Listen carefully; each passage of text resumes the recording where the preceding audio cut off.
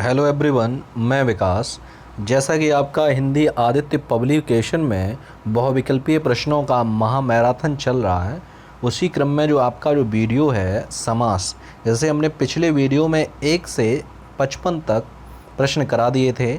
अब आगे जो बचे हुए प्रश्न हैं समास से, वो मैं कराऊंगा। ठीक है, तो चलिए शुरुआत करते हैं। प्रश्न आपका 56 है कि निम्न में तत्पुरुष का उदाहरण कौन सा है। तो एक तरफा है, धनंजय है, आत्मनिर्भर है या वक्रतुंड है। तो यहाँ आपका ऑप्शन सी सही हो जाएगा, आत्मनिर्भर है। ठीक है। प्रश्न 57 है, चंद्रशेखर शब्द में समास है, तत्पुरुष है, दिगु है, बहुव्रीहि है या कर्मधार है। तो चंद्रशेखर में आपका बहुव्रीहि समास है, चंद्र है शिखर पर, जिसके अर्थात किसके चंद्र है शिखर पर, भगवान शंकर के। आगे बढ़ते हैं। प्रश्न आपका 58 है, निम्नलिखित में से द्विगु समास का उदाहरण है। त्रिभुवन है, तिरंगा है, एक दंत है, दशानन है। तो 58 का आंसर आपका ए सही हो जाएगा, त्रिभुवन। ठीक है। आगे बढ़ते हैं, अगला प्रश्न देखेंगे। प्रश्न आपका 59 है कि चौराह शब्द में कौन सा समास है। बहुव्रीहि है, द्वंद्व है, द्विगु है या तत्पुरुष है। तो 59 का जो आंसर है वो आपका सी सही हो जाएगा, द्विगु समास है। आगे बढ़ेंगे, अगला प्रश्न देखेंगे। प्रश्न आपका 60 है कि समास का शाब्दिक अर्थ क्या होता है। संक्षेप होता है, विस्तार होता है, विग्रह होता है या विच्छेद होता है। तो समास का जो अर्थ है, शाब्दिक अर्थ, वो होता है संक्षेप, यानी ए ऑप्शन सही है। आगे बढ़ेंगे। प्रश्न आपका अगला है कि दशानन में कौन सा समास है। द्विगु है, कर्मधार है, द्वंद्व है या बहुव्रीहि है। तो 61 का आंसर वी सही हो जाएगा, नहीं बहुव्रीहि समास। 10 है आनंद, जिसके अर्थात रावण। आगे बढ़ते हैं। प्रश्न आपका 62 है, रोग पीड़ित में कौन समास है। कर्मधार है, द्वंद्व है, बहुव्रीहि है या तत्पुरुष है। तो 62 का आंसर डी सही हो जाएगा, रोग पीड़ित, यानी रोग से पीड़ित। आगे बढ़ेंगे। प्रश्न आपका 63 है, 63 प्रतिमान में कौन सा समास है। कर्मधार है, अव्ययी भाव है, बहुव्रीहि है या तत्पुरुष है। तो प्रतिमान में आपका अव्ययी भाव समास है। मैंने बताया था कि जिस शब्द के आगे आपके उपसर्ग आ जाए वहाँ आपका अव्ययी भाव समास हो जाता है। आगे बढ़ेंगे। प्रश्न आपका 64 है, वीर पुरुष में समास है। बहुव्रीहि है, तत्पुरुष है, अव्ययी भाव है या द्वंद्व है। तो 64 का जो आंसर है वो आपका वी सही हो जाएगा, तत्पुरुष समास। आगे बढ़ेंगे। प्रश्न आपका 65 है, रसोई घर में कौन सा समास है। तत्पुरुष, बहुव्रीहि, द्वंद्व या अव्ययी भाव। तो रसोई घर में, यानी रसोई का घर, तत्पुरुष समास है। तत्पुरुष समास में क्या होता है, कारक चिन्ह आपके बीच में आते हैं विग्रह करने पर। प्रश्न 66 है, नील गाय में कौन समास है। तत्पुरुष है, अव्ययी भाव है, कर्मधारय है या द्विगु है। तो यहाँ पर आपका कर्मधारय समास हो जाएगा, नील गाय। गाय तो है लेकिन उसकी विशेषता क्या है, वो नीली है। आगे बढ़ते हैं। प्रश्न अगला देखेंगे। प्रश्न आपका 67 है, पीतांबर, यानी पीत है अंबर जिसका, अर्थात विष्णु में कौन समास होगा। तत्पुरुष होगा, अव्ययी भाव होगा, कर्मधारय होगा या बहुव्रीहि होगा। तो यहाँ आपका ऑप्शन डी सही हो जाएगा, यानी बहुव्रीहि समास होता है। यानी कोई तीसरा अर्थ दे तो वहाँ पर आपका बहुव्रीहि चला जाता है। आगे है प्रश्न आपका कि पंचवटी में कौन समास है। द्वंद्व है, कर्मधारय है, द्विगु है या तत्पुरुष है। तो पंचवटी में 68 का जो आंसर है वो आपका सी सही हो जाएगा, यानी द्विगु समास है। द्विगु समास में क्या होता है, पहला पद संख्यावाची होता है। आगे बढ़ते हैं। प्रश्न 69 है, घनश्याम में कौन समास है। तत्पुरुष है, कर्मधारय है, बहुव्रीहि है या अव्ययी भाव है। तो घनश्याम में जो आपका समास है वो आपका कर्मधारय समास हो जाएगा। बहुव्रीहि भी हो सकता है, ठीक है।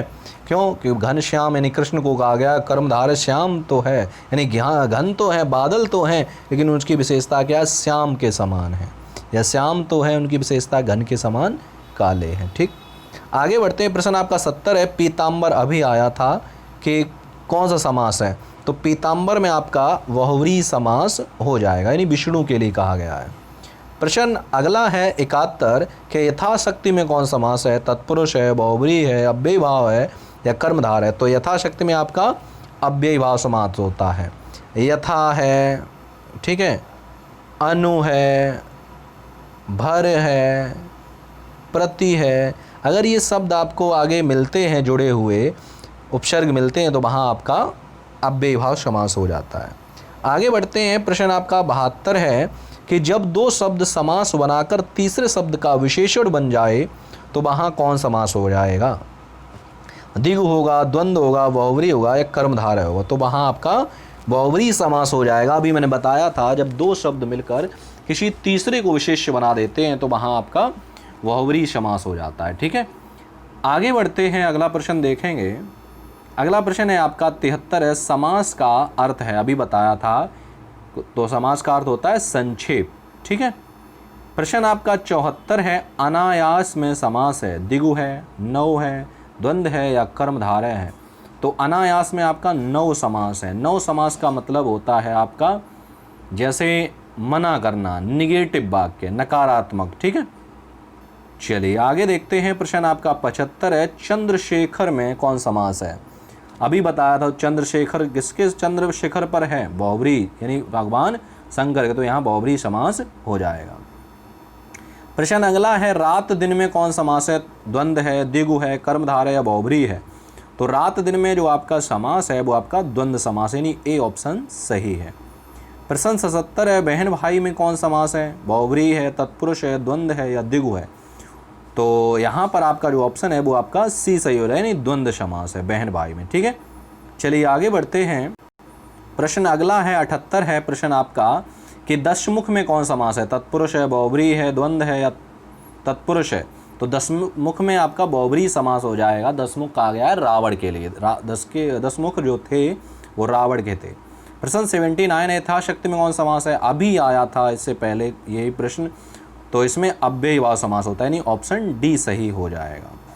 प्रश्न आपका 80 है, देश भक्ति में कौन समास है? तत्पुरुष है, बहुव्रीहि है, द्विगु है या अव्ययभाव? तो देश भक्ति में आपका तत्पुरुष समास है, यानी ए ऑप्शन सही हो जाएगा, देश की भक्ति।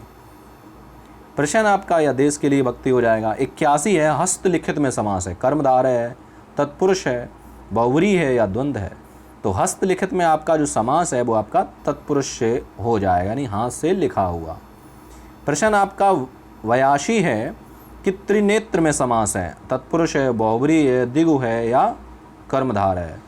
तो 82 का जो आंसर है वो आपका सी सही हो जाएगा, द्विगु समास।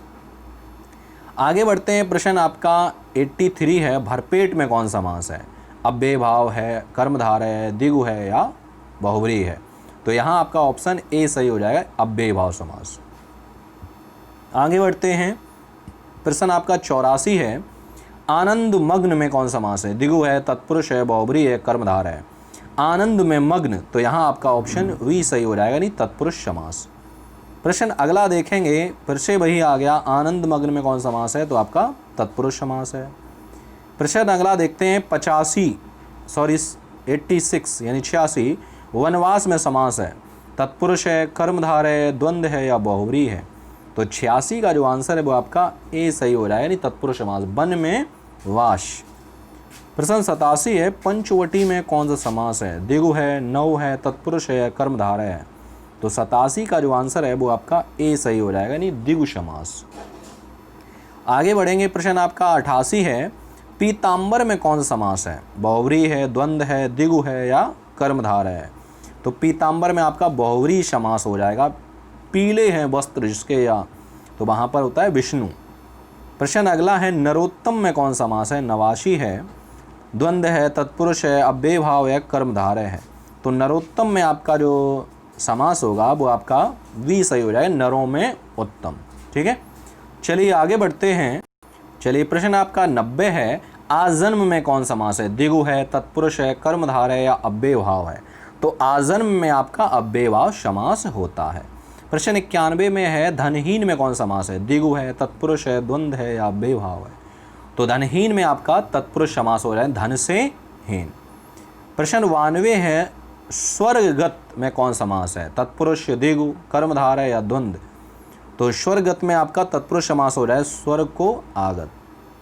प्रश्न अगला देखते हैं, पुस्तकालय में कौन समास है? कर्मधारय, तत्पुरुष, द्वंद्व या अव्ययभाव? तो पुस्तकालय में आपका तत्पुरुष समास होता है, पुस्तक का आलय, पुस्तक का आलय।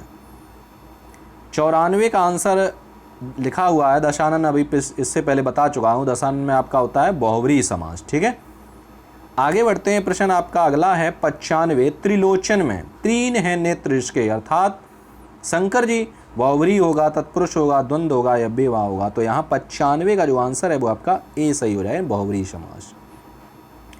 कमल नयन में कौन समास है? द्विगु है, द्वंद्व है, कर्मधारय या तत्पुरुष है। तो कमल नयन में आपका कर्मधारय समास हो जाएगा। नयन तो है लेकिन किसके समान है? कमल के।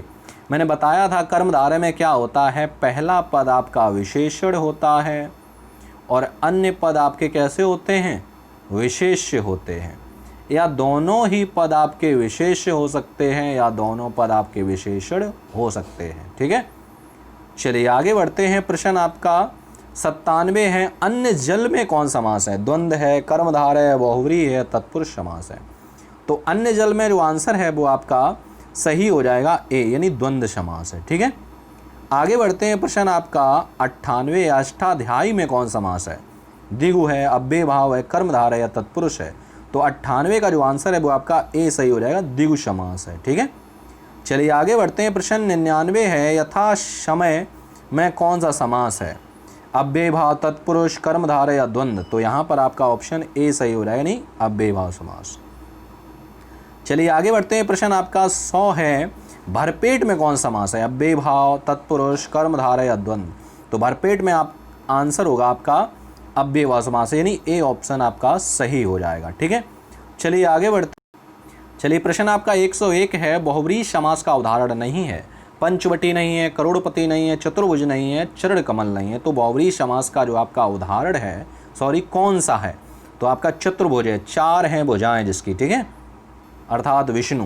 प्रश्न 102 है आपका, इस समास में पहला पद संख्यावाचक होता है। अव्यय भाव, द्विगु, द्वंद्व, कर्मधारय। तो मैंने बताया है तो द्विगु समास होता है, नहीं जिसमें संख्यावाची पहला शब्द हो वहाँ आपका द्विगु समास होता है।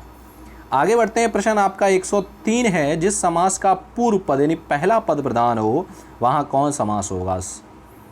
संबंध समास, तत्पुरुष, कर्मधारय, अव्यय भाव या द्वंद्व। तो जिसमें पहला पद प्रधान होता है वहाँ आपका अव्यय भाव समास होता है, यानी ऑप्शन सी सही हो जाएगा। आगे बढ़ते हैं। प्रश्न आपका 104 है कि सप्तऋषि में कौन समास है? कर्मधारय है, तत्पुरुष है, द्वंद्व है या द्विगु है। तो 104 का आंसर आपका सी सही हो जाएगा, यानी द्वंद्व समास है। ठीक है, द्विगु होना चाहिए यहाँ पे। ठीक है, द्वंद्व नहीं होगा। चलिए आगे बढ़ते हैं। प्रश्न आपका 105 है, यथाशक्ति में कौन समास है? कर्मधारय है, तत्पुरुष है, द्वंद्व है या बेभाव है। तो यहाँ आपका ऑप्शन डी सही हो जाएगा। तो आपने देखा होगा यथा जो शक्ति है ये आपका कई बार ये प्रश्न बार बार पूछा गया है। ठीक है, चलिए आगे बढ़ते हैं। प्रश्न आपका 106 है, अजात शत्रु में कौन समास है? तत्पुरुष है, द्वंद्व है, कर्मधारय है, बहुव्रीहि है। तो अजात शत्रु में आपका 106 का जो आंसर है वो आपका डी सही हो रहा है, यानी बहुव्रीहि समास होता है। ठीक है, आगे बढ़ते हैं। प्रश्न आपका 107 है, वाचस्पति किस समास का समस्त पद है? संबंध तत्पुरुष का, बहुव्रीहि का, नौ का या अलुक तत्पुरुष का। तो 107 का आपका वी ऑप्शन सही हो रहा है, यानी बहुव्रीहि समास का। आगे बढ़ते हैं। प्रश्न आपका 108 है, गंगा जल में कौन समास है? तत्पुरुष है, द्वंद्व है, बेभाव है, कर्मधारय है। तो गंगा जल में आपका तत्पुरुष समास है, यानी गंगा का जल। ठीक है, आगे बढ़ते हैं। प्रश्न आपका 109 है, सतसई में कौन समास है? कर्मधारय है, द्विगु है, तत्पुरुष है या द्वंद्व है। तो सतसई में जो आपका समास है वो आपका ऑप्शन हो जाएगा वी सही, यानी 700, यानी पहला पद संख्यावाची है। ठीक है, आगे बढ़ते हैं। प्रश्न आपका 110 है, समास बताइए, भरपेट में कौन समास है?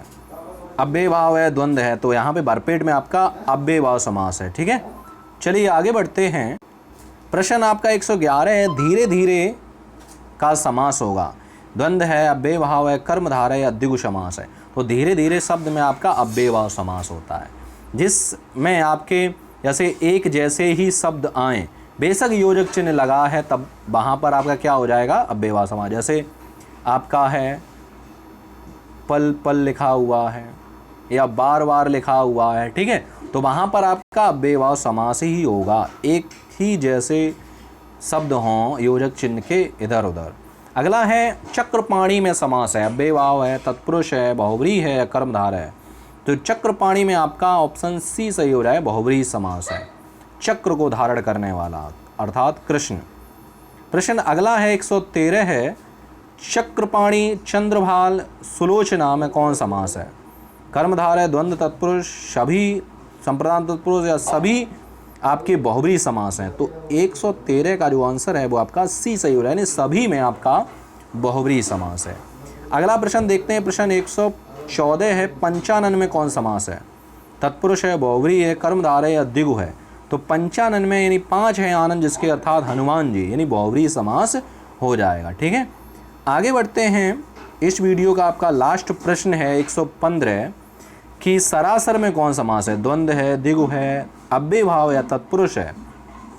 तो 115 का जो आंसर है वो आपका सी सही हो जाएगा, नहीं अव्यय भाव समास।